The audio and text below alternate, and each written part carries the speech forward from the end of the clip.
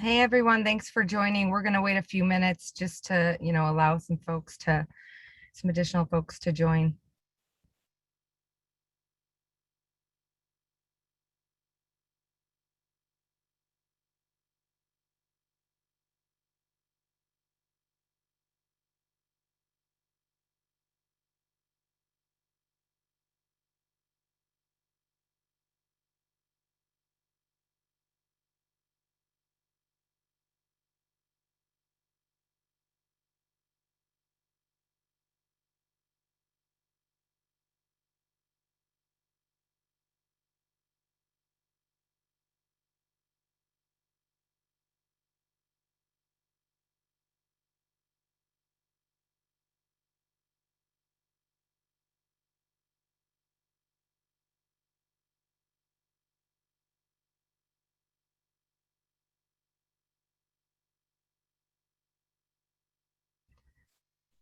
All right, everybody. Well, let's kick it off. Thank you so much for joining today for Scaling to Success and Exiting Your Business. I'm Trish Meyer. I'm the founder and managing attorney at Meyer Law. We have an all-star panel of some amazing thought leaders here today. We prefer this to be really interactive. So to the extent you have any questions or commentary, please feel free to add it within the chat, and then we'll get to as many comments and questions as we can. If we don't get to your question or comment, then we'll definitely follow up afterwards. So now we'll go through some introductions of everybody here on the call today. As I mentioned, I'm Trish Meyer. I'm the founder and managing attorney at Meyer Law. We have offices in Chicago, Denver, Los Angeles, and Traverse City, and help companies with corporate contracts, employment, intellectual property, fundraising, and privacy matters. We have a unique philosophy and operate unlike most firms in that we're very mission driven and really are passionate about helping startup and scaling companies. I have Melody Ashby on my team as well. And Melody, I'll hand it over to you to introduce yourself. Hi, my name's Melody. I'm a senior attorney at Meyer Law. I've been with the firm now for a little over, I think, 9 years or so. Prior, I was in a corporate group practice at a different firm, but super passionate about helping startups and emerging growth companies, and excited to be presenting today. Thanks, Melody. Brett? Yeah, good morning. Excited to be here. My name's Brett Story. I'm the co-founding partner of Brighthorn Partners and Brighthorn Securities. We are a FINRA and SEC licensed investment bank that works with business owners across a variety of industries and helping them evaluate their options around raising capital or entertaining a merger or acquisition sale process. Great. Thanks, Brett. Brandon? Hey everyone, I'm Brandon Fisher. I'm a client advisor at Simon Quick, and we're an independent employee-owned wealth management firm. We've got 4 offices and a nationwide client base. We provide financial planning and investment consulting to families that have legacy wealth. And what's relevant to today is that oftentimes entrepreneurs who are in the process of selling a business will come to us to help manage the wealth that they're creating through that sale. So I'm happy to be here. Thanks, Brandon. Awesome. Okay, well, we'll move on into the content now. And so first, we're going to talk about setting the right framework for growth. So before you scale, there are some definitely things that you should be considering. And so we're going to go through what you should be considering from both a business and a legal standpoint. Brett? Yeah, so if one of your options ends up being selling the business to a third party, which is where we specialize, you want to try and establish a foundation for the business that is laying the groundwork for somebody else taking it over in the future. So one of the steps that you want to consider is obviously diversifying your revenue streams. And since us as business owners wear so many different hats, another thing to consider is begin to delegate some of the roles and responsibilities that you take on as a business owner to prepare for the eventuality that one day you may not be working or running the business.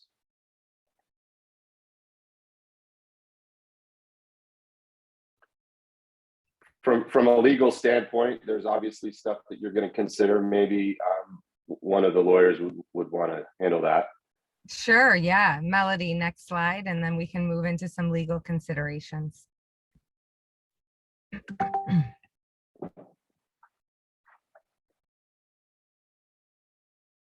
I think Melody might be having some technical difficulties. Oh, maybe she's back now. Oh, we can't hear you. Okay, well, I'll go ahead and take care of this portion. So the legal considerations that you want to think about are, you want to make sure, obviously, that your annual report has been filed and then all of your related documentation has been maintained. You also want to make sure that you review any foreign qualifications, or, do an analysis of the states where you're doing business or meet that threshold in order to have to foreign qualify, and make sure that you are foreign qualified in the states where you are doing business. In the United States, they like to keep it interesting, and each state has a different definition of what doing business means. So there's different thresholds. So if you have any questions on that, feel free to reach out. But that is something that you'll want to make sure is accurate as you scale and grow. You'll also want to make sure that you have any licenses or permits necessary in relation to your business, that you have those in place. And then very, very important is making sure that your cap table related to your company is accurate and up to date. So often we work with companies that don't keep their cap table tidy, and it's a nightmare sometimes to have to reconcile it on the back end. And so it's really important to make sure that that's up to date, listing all of the ownership interests and the equity holders in your company. In the event you did grant equity to somebody and you didn't document it properly, you want to get that cleaned up sooner rather than later. There can also be tax implications if certain documentation isn't filed, if you're giving restricted grants and things of that nature. There are certain filings that need to be done within a certain amount of time. So you just want to make sure that everything is cleaned up and on a firm foundation there, because later, if you go to seek investment or you go to sell your company, they'll look at that to make sure that all of that was done properly. You'll also want to make sure that you're looking at your founders agreement, which would be an operating agreement for an LLC or a shareholder agreement for a corporation, and assess what the different voting thresholds are for various decisions within your company. You might want higher thresholds for certain things, like bringing on investors or, taking out a loan in excess of a certain amount. And so making sure that you have a good understanding of how things are treated from a decision-making standpoint, and then also the allowing of different transfers and any restrictions around that, that's also very important. And that there is a proper valuation method. So, in the event, for whatever reason, somebody that has an ownership interest within your company needs to transfer their interests, that, how that's going to be treated. That's going to be an important point as well. Any questions there? There is a question in the chat. Yeah, I see that. Okay. Do you have a recommendation for a tool to maintain a cap table? I have mine in a Google spreadsheet from a template I received from a founders group. Yes, that is how a lot of founders do it. There's also programs like eShares, and there's a couple of others that are clients. Carta. Carta, right. CARTA is one I've seen. Yep. Yeah, right. A lot of our clients use that as well to manage it all. Okay, moving on. Melody, I don't know if you, oh, good. Okay, I don't know if you're back yet, or if we can hear you. No, we can't. Okay, cool. I'll continue on. All right, great. So before you scale and grow, there are a lot of legal considerations from a contracts perspective. The last thing you want to do is scale your company with crappy contracts in place. And we've seen it happen. It's such a mess to clean up on the back end. So you just want to get it right, now, and then going forward. So you first want to review the structure of your contracts. Are they structured in the most efficient way? Does it make sense to have a traditional version, or does it make sense to have maybe an order form or a statement of work that hangs off of maybe a link to terms and conditions? Or do you have the type of a business where it makes sense to have a click-through terms and conditions? It makes sense from an operational standpoint and legal standpoint and sales standpoint to look at how everything's structured and make sure that it's very efficient and easy to manage. Then you also want to look at your baselines to make sure that it includes all the protections that you need. A lot of times our clients will pivot their business or, develop new offerings, but then they won't go back to the contract. And, with certain companies, they're coming to us after the fact. And so we don't, we're having to clean up the mess after the fact. So as you're changing your offerings or presenting new products or services, you definitely want to revisit your contract and make sure that it contemplates that offering and includes the appropriate protections. So you want to review your customer contracts, and you want to be aware of any risks and make sure that you are protecting your most valuable assets. So your intellectual property. If with your customers, you're allowing them use of your intellectual property, you need to make sure that you're protecting that. You also want to make sure that, to the extent you've agreed to any exclusivity, that's solid to the extent you want it to be. And making sure that is drafted in your favor. It's also important to look at the termination rights. Can your client just pop out of the relationship with you and leave you in a lurch where you're left, stuck holding the bag for third-party costs and expenses? Or are they locked in for a period of time? Those things are important to kind of look at and assess and what makes sense for your business today. Next, you want to look at the assignment provision. If you are going to receive funding or merge with another company or be acquired, what are the assignment rights? Do you need to get their consent in order to assign the agreement? Or can you just provide them with notice? Or is it totally silent? So assessing that and figuring out what makes sense for your business today going forward and what's the easiest for you to manage. Looking at your hiring documentation to make sure that it includes the necessary confidentiality language. You want to make sure that as you're sharing your confidential information with your team, that they have an obligation to keep it confidential. You also want to make sure that if they're creating any intellectual property for the business, that the business owns the rights to that intellectual property. And then also any other protective terms and covenants such as non-solicits or non-competes.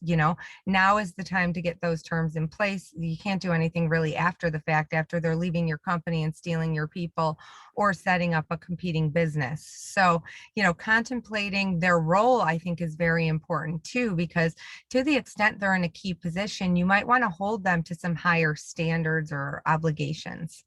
And it's very state specific, non-compete. So I'll also mention that you want to really look at what is applicable in your state and the state in which the employee resides to see what your best, course of action is there. You also want to make sure that you're looking at the classification of your team, because you want to make sure that you're classifying everyone accurately. The last thing you want is to get slapped with some lawsuit that you are misclassifying folks, and then you could possibly owe, back taxes and penalties and things of that nature. You also want to look at your vendor and strategic partnership contracts and make sure that you're aware of any risks and vulnerabilities. You want to make sure that you're protecting your company against any misrepresentation with strategic partners. There's a worry that they could go out there and really be misrepresenting your product to somebody, and you wouldn't want to be held liable for that. If they have access to your IP, similarly with the customer agreements, you would definitely want to protect that. And then very important these days is you'll want to make sure that they're complying with privacy laws to the extent that you are giving them access to personal information. So sometimes with strategic partners, referral partners, they might have access to some personal information, which under many privacy laws is simply a name or an email address. you want to make sure that you're holding them to the same standards that you're held to. Otherwise, you could be left holding the bag for something that you didn't do, and you don't want to put your company in a position like that. So that's another important point that you'll want to make sure is covered off in any kind of vendor third-party agreements. With contracts, know that one size does not fit all. People love getting contract templates online. They think that it's protecting their business, and little do they know that it's not until it's after the fact, and then you're cleaning up a mess. So even if you're going to cobble something together or use something that your friend used, or some other co-founder used, make sure that you're having an attorney review it and make sure that it's tailored to your business, because the truth of the matter is everybody runs their business in a different way. Everybody has a different risk tolerance, and your contracts need to reflect that along with the relationship that you're entering into. And one size fits all will get you in trouble. Any questions there with contracts? Okay. Moving on to protecting your most valuable assets. So confidential information and your intellectual property are two of the most valuable assets of your business. So as you scale and grow, you definitely need to be mindful and protect those things, because it could impact your ability to sell or your ability to raise money for your business. With the confidentiality agreements, you want to make sure that they're tailored to your business, similarly to the other contracts that I mentioned. And you want to make sure that there's a clear purpose defining exactly why it is that you're exchanging confidential information.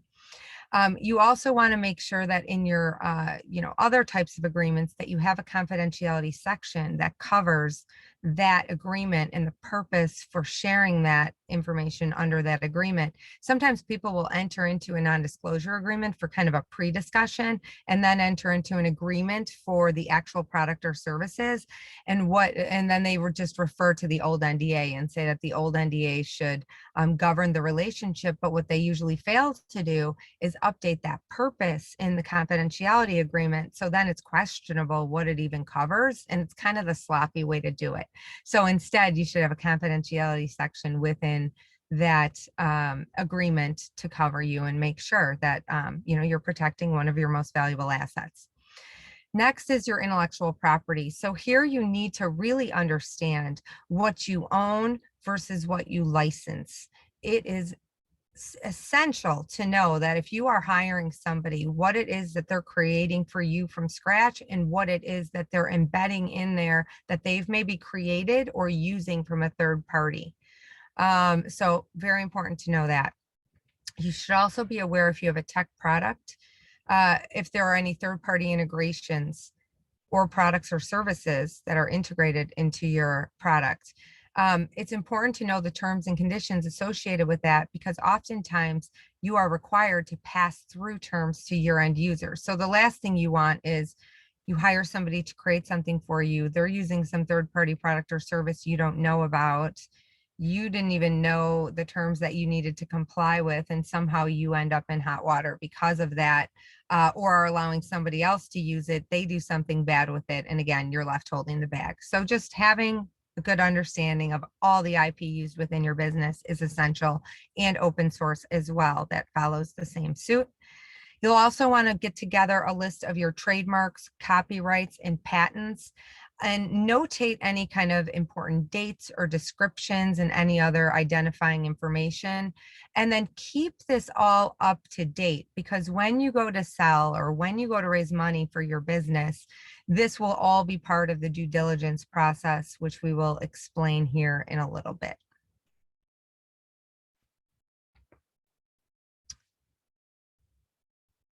Okay, financing your growth.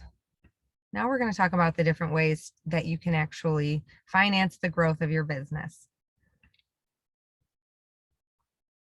Okay, Brett, over to you, and hopefully Melody can get her sound fixed, because this is definitely her area. After you. Yeah, certainly there are really two ways to, or three ways to raise capital for your business. One is through debt, the other is through outside equity, and the third way is by reinvesting company profits.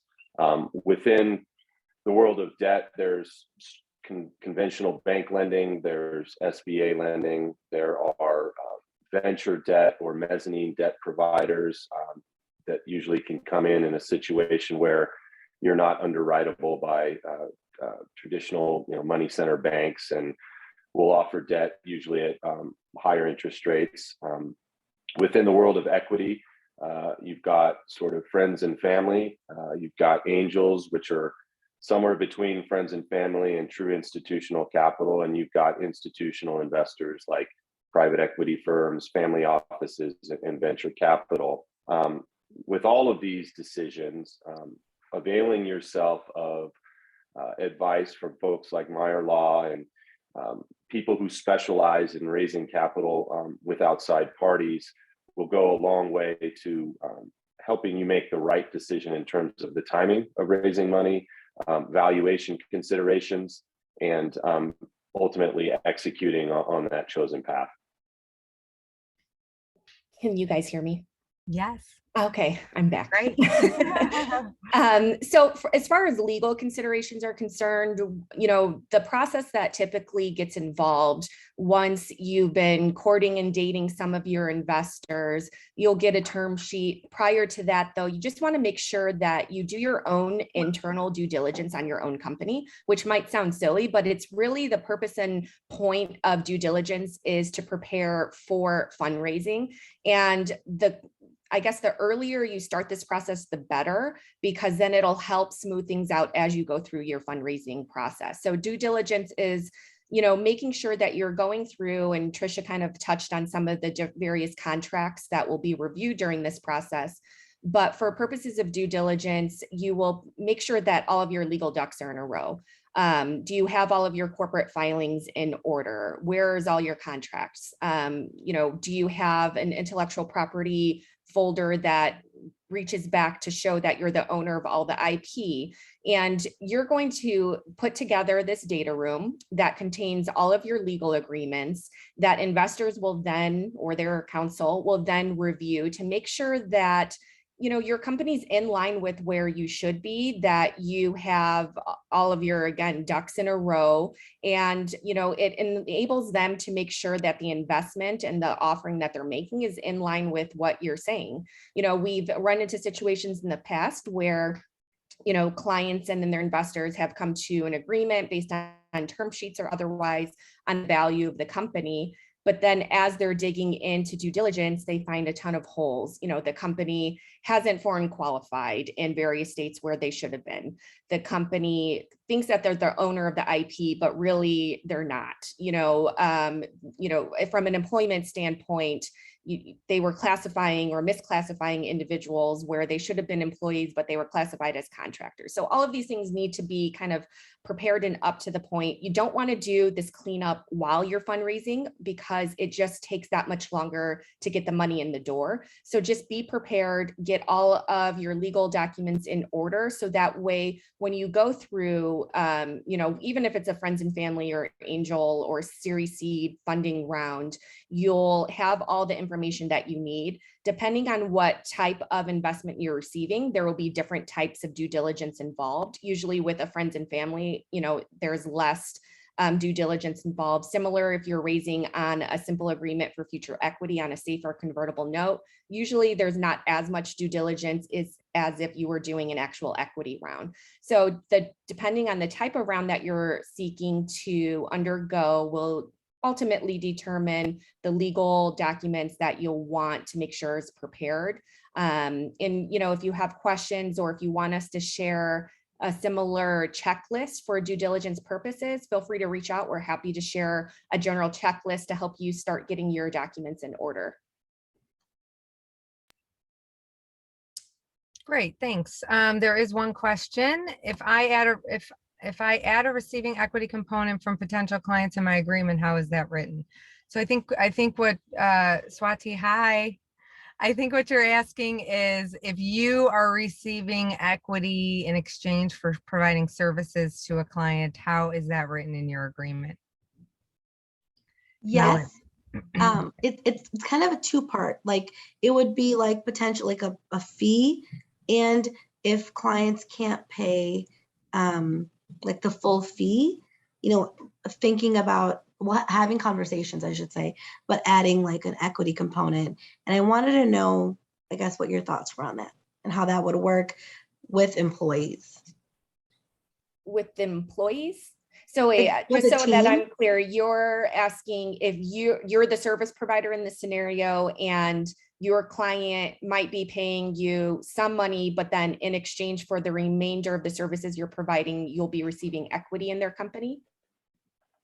Yes. Okay. So in that scenario, you can actually structure a couple different ways, and it's going to be depending on, your customer or the company and how their equity offerings are structured. They could issue you restricted stock where you're getting the shares outright. They can give you stock options where you have the ability to purchase shares at, a specific value at the time of the grant. If it's from your perspective, a lot of times these are written based on vesting agreements where you perform the services and then based on various milestones or dates, the equity will vest thereafter, and whether you're purchasing it or receiving it outright. We've also seen it structured where the value of your services is turned into a convertible note or safe, depending on where the company is at, where you kind of push down, I guess, the talk about what your equity would be, and it would just convert at the next, qualified financing. So that's another way to structure it. We actually represent a developer who structures most of his services that way, where, he understands that a lot of startups don't have the cash to pay. And so what he does is takes a portion of what his services would be and then converts that into a safer convertible note. So that would be the outstanding debt based on the services you're offering. Well, one thing I'd add there is make sure to consult with legal and tax and your accounting, because depending on how it's structured, receiving equity in lieu of cash can be sometimes treated like income. And you may actually owe tax on the value of that equity at the time you receive it. So to the point of exploring options, whether it's a safe or a convertible note, sometimes that allows you to punt on the tax question, which can be pretty valuable if you don't want to come out of pocket to pay the income tax on the value of otherwise illiquid equity. Thank you. Great. Okay, moving along. Okay, so now you've grown and maybe you've gotten some investment along the way, and now you are preparing to sell your business. So now what do you have to do? That's what we'll get into next. How do you position your business for sale? Yeah, I mean, it's a lot the same process in terms of the mechanics of pulling together due diligence, but the bigger question is around why now? Why is now the right time to sell, which is both a question that involves financial considerations, but more often than that, personal considerations around where you are in your life, what you want to see for the business going forward, how you want your employees to be treated, or what the objective is for selling, which doesn't always mean you're going to be leaving the business. Sometimes we conduct sales where the seller or majority owner will transition out of the business after a short period, but more often than that, folks will consider selling a majority interest in the business, which can be 51% and up, to take some chips off the table, to de-risk, to capitalize on the great thing that they've built, but then also partner with a financial or strategic partner to take the company to the next level. So there's a lot of personal considerations that you need to get comfortable with, and bringing in someone like Brandon and Simon Quick here will help crystallize for you sort of what those financial plans look like, and really how much you may need to live the lifestyle that you're wanting to live. I could not stress enough that the trend is your friend. So the best time to sell is when the business has a few years of growing revenues and profitability. It's much more difficult to sell after you've had a major down year. Financial and strategic buyers are going to pay a multiple of your profits or a multiple of your revenues for growing companies, because their entire business model is based on taking your business and continuing to grow. You absolutely must build a competent team of advisors. Selling a company, just like raising capital, is very time consuming. It's difficult, it's challenging.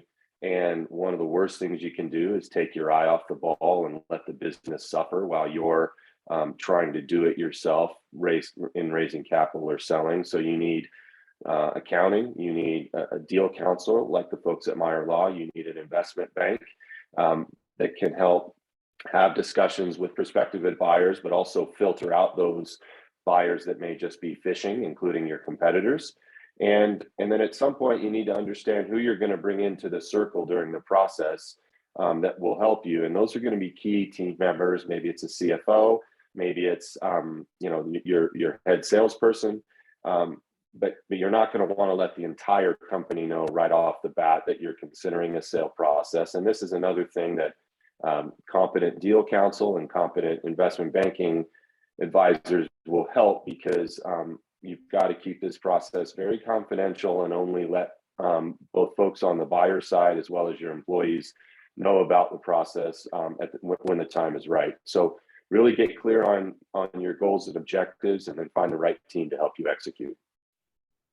Sure, and I would just add, I was going to add an illustration of some of the issues and things that we consider from the wealth management side. A question that often comes up is, what stage in the process of selling a business should I engage a financial advisor or a wealth manager?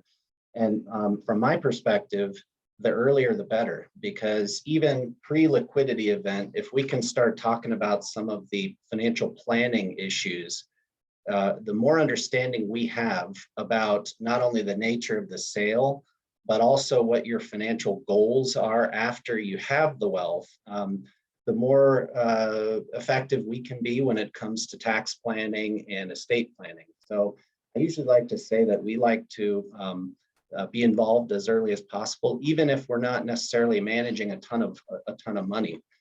So let me give you an example of some of the issues that we work on. If a client is going to be selling a closely held business to a larger entity, once you have the money, you might feel some pressure to put that money to work. There's an educational component involved in this, because maybe you don't fully understand all the investments that are under consideration. And so we like to work with clients on that. Sometimes business owners have the vast majority of their wealth tied up in their operating business. So historically, maybe you've had minimal exposure to publicly traded securities. And there's considerations around how that transition is going to be made and what that will look like for you. Maybe you've always had a generous dividend from your business. It's provided good income to you and your family.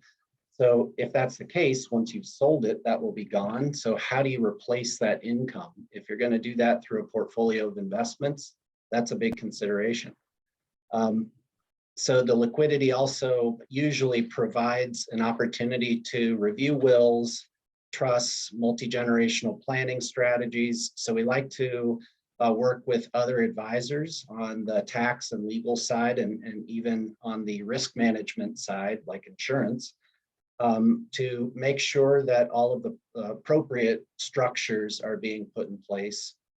And then if the sale of your business involved taking on a position of a single stock in the new company that owns that business, there's going to be some risk involved in that concentration of ownership. So that also warrants some evaluation. So in the sale of a business, those would be examples of things that we would consider. We would take a two-pronged approach, both the planning side and then also the investment consulting side. We want to make sure that we've drafted an investment policy statement that will optimize your chances of reaching your financial goals. We're going to be doing, figuring out what your risk parameters look like, what the rebalancing requirements might be, how do we report on performance to you, and what are your portfolio accounting needs. So we're considering lots of different things on the investment side.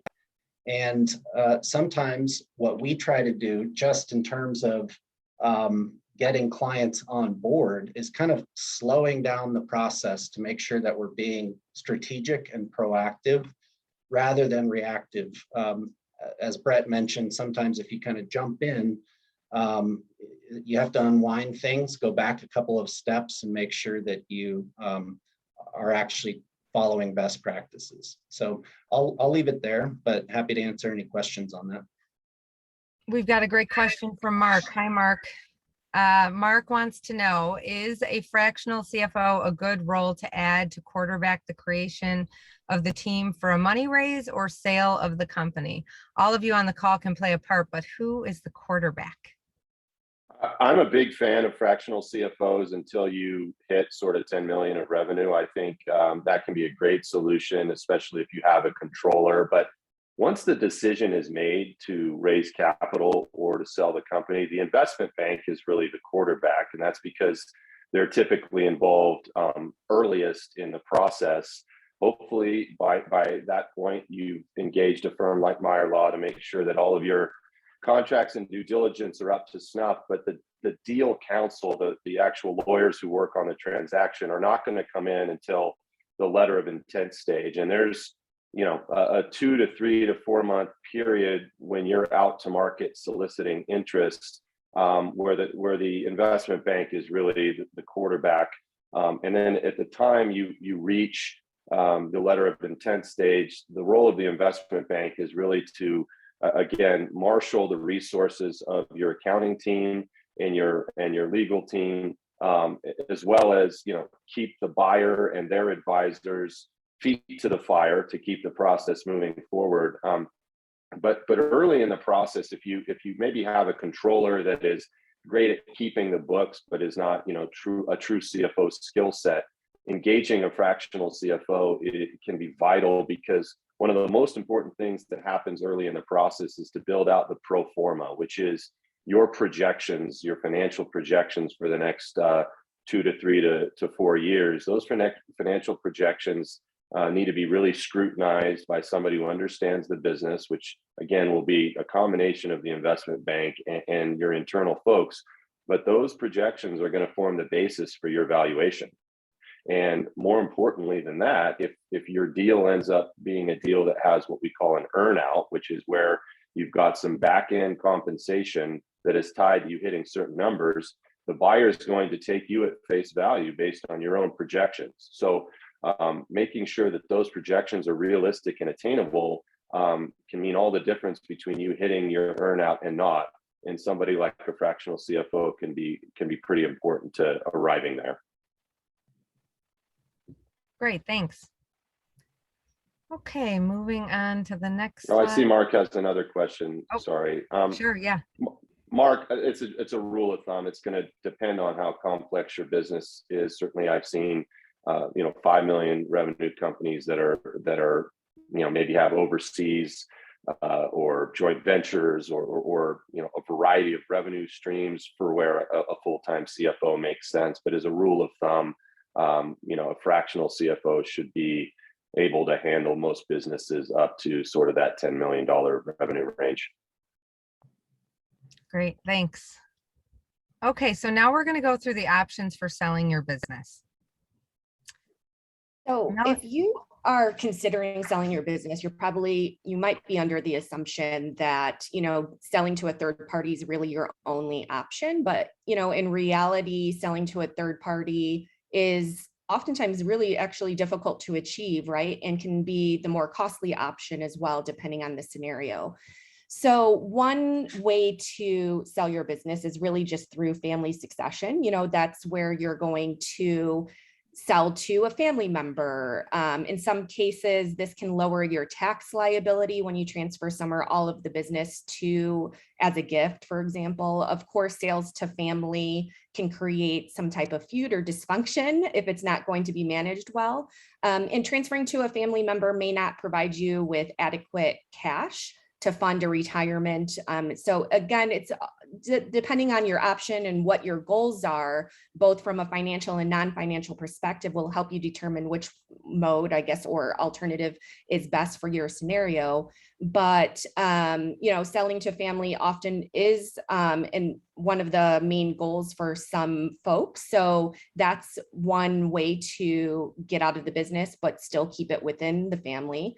Another is through employee stock ownership programs. Unlike the title, you're not actually selling your shares necessarily to employees. Typically, the way that it's structured is you would have a trust who owns the stock, but it's for the benefit of your employees. Again, depending on your goals, whether financial or non-financial, that's an option for selling your business or transferring ownership within your business. With employee stock ownership program, it allows you to oftentimes still maintain control if that's an important aspect. More common, what most folks think of as far as options of selling your business would be to a sale to a third party, whether that's through private equity or strategic buyer. With respect to a strategic buyer, if your primary goal is to exit, raise capital, and then sell to a strategic buyer, then obviously that's going to be the ideal based on your industry. Usually strategic buyers are industry focused. You'll, immediately realize certain synergies through the acquisition. The synergies enable the buyer to pay more for the business, but strategic buyers don't always give you what you want necessarily. And so you just want to make sure that depending on who that buyer is, whether it's a public company or larger private business, it usually eliminates any future investment on your part within the entity itself or the purchase or merger, depending on how it's structured. So a downside to any type of sale to a third party is just risk for your employees. Depending on the rationale of the deal, it may not enable your employees to stay on, or you're losing proportionate control in the entity as well. With private equity, on the other hand, what often happens is, it's a group of investors that will come in and they'll buy a portion of your business. So usually it's going to be more than majority. So 50% up to 80% usually. You'll retain some type of ownership within the deal for a period of time, usually 3 to 5 years, at which time the company could be taken to market again, theoretically enabling you to get kind of a second bite of the apple. Things don't always work out as planned, but it's a good option for somebody who essentially wants to sell to a third party, but still remain involved in the business. The length of time that you might be involved will be dependent on, which option you choose. There's other options outside of this as well, but these are main ones that get involved when you're thinking about selling your business. You can remain involved even when you sell to, for example, a strategic buyer. Depending on whether or not they have the ins and outs of running your business, you might need to still be involved. They might pay you a consultant fee for a period of time following the transaction, or you might have it structured where you get a payout based on staying involved. So all of those are factors to consider depending on what your end goals might be. Brett, anything to add? No, that's a great summary. And it's really about working backwards from what your objectives are. And these deals can be as customized and varied as stars in the sky, to be honest. And as a general rule of thumb, I think the outline is helpful. We closed the deal yesterday, and this is public information, with a publicly traded company where our client will essentially build out an entirely new division for this strategic buyer. The buyer is called Enphase Energy. They make solar panels and batteries. Our clients had developed some lead generation software. They will now come in and essentially launch an entirely new division. And as part of the transaction, they got substantial cash up front, but then they're also going to get an earnout based upon performance in this public company's stock. And so that feels actually more like a private equity deal, but in this case, it was with a strategic buyer. So it really just depends, and it's about working with the team that can clearly elucidate your goals when they're speaking with prospective buyers as to what's most important to you. Great, thank you. Okay, moving on. So congrats. Let's imagine you sold that business. Now what? Okay, Brandon, over to you. thank you. I'll keep it pretty high level here. You've got a range of options for managing significant wealth. Some people choose to work with private banks like a Goldman Sachs or JP Morgan. One advantage that banks have is that they can provide lending services. Other people might choose to work with broker dealers that can pick stocks and bonds for their portfolio. Banks and broker dealers sometimes have proprietary products on which they charge fees. So occasionally they're going to be compensated by entities other than the client that might cause them to be biased or to have a conflict of interest. There is a third option for wealth management, and that's to work with an independent registered investment advisor. We call them RIAs. Simon Quick is one of those. So RIAs are held to what we call the fiduciary standard. That means they've got to act in the client's best interest or put the client's interest ahead of our own. And RIAs are compensated only by the client, which allows them to minimize bias and eliminate conflict of interest. Another way of saying that is that what we're selling is advice, not product. RIAs typically have a discretionary arrangement with the client that allows them to allocate capital to investment managers that they have vetted and approved beforehand. I will say that one downside of RIAs is that they don't usually have the ability to lend money. So if you're looking for loans, mortgages, things like that, you will end up needing to involve a bank anyway. In terms of goal setting, financial goals, it's best to be strategic and to work with an advisor before you begin investing. I think I touched on this a few minutes ago, but you really do need to carefully consider questions like, when do you want to retire? When you have retired, how much money do you think you're going to spend? Is it the same amount that you're spending currently, or is it maybe more or less? Are there any specific significant capital purchases in the future, like maybe a vacation home or something like that? You'll need to think about that before you put all your money into illiquid investments or something. And then how much money would I like to give to charitable causes that are important to me? And when will I do that? Is that during my lifetime or maybe after I die through my estate? And then how much money do I hope to give to my children or my other heirs? And when will I do that? Is that during life or is it through my estate? So once you've thought about questions like that, then you can work with your advisor to create a financial plan. And most wealth management firms will do this using software. So there's kind of an interview or a conversation discussion that happens, and then some input into a software program that considers things like income and expenses, cash flow, taxes, charitable giving, and gifts to heirs, as I said. So you'll end up with a financial plan that's always kind of a fluid document that gets built out over time and can be revised with new information. But one sort of concurrent or partnering document that goes along with that is what we call an investment policy statement, which outlines your parameters for risk, your expectations for return, and helps us to define the ranges for allocating capital. So how much of your wealth should go into equities or fixed income or alternative investments, as well as cash. And then finally, once all of this information is on hand and the client and the advisor are on the same page, we can implement a portfolio of investments that will allow the client to meet those financial goals.